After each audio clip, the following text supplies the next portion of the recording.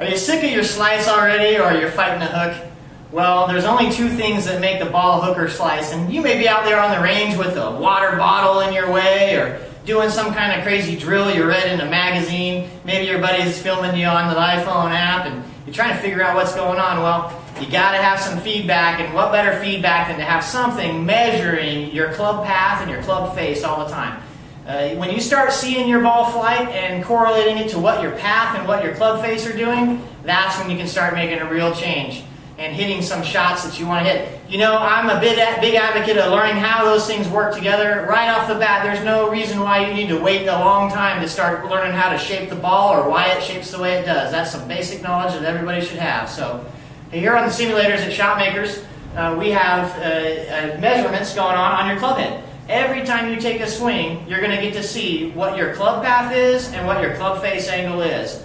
A lot of people asking the accuracy of the machines. Well, the club path angle is measured to 0.6 of a degree, and the club face angle is something like 0.00001 of a degree. And that's important because the club face and where it points is probably the most important thing in your golf swing.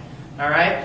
So learning how to hit those draws and fades, we could get into all that, but that over-the-top thing, that's usually what makes the slice. So let me see if I can do an over-the-top swing and see what kind of results we get out of it. How's it going to affect our shot here?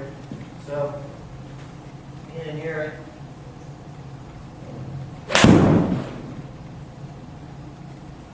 Now what I did there was I really went after it with my arms from the top of the swing. That made that club go over the top and swing to the left. And we're going to see that data right here, right now.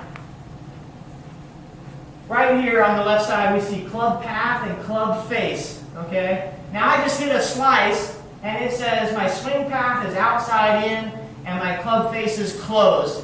And most of you are thinking, well, how did it slice if the club face was closed? Because isn't that how you hit a draw? No, it's not. The closed club face started the ball to the left. The outside in swing path was 11.7 degrees. The path is what made it curve back to the right. And we got a big slice on that thing.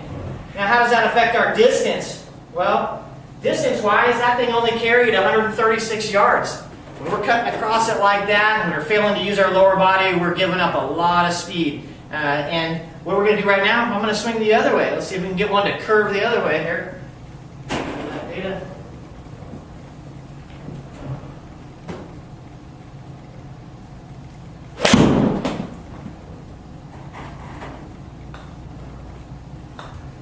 Excellent. Now what I can expect on this shot is I can see a little bit of an open face that starts the ball to the right and an inside-out swing path that's curving that ball back to the left. Let's see if we did it.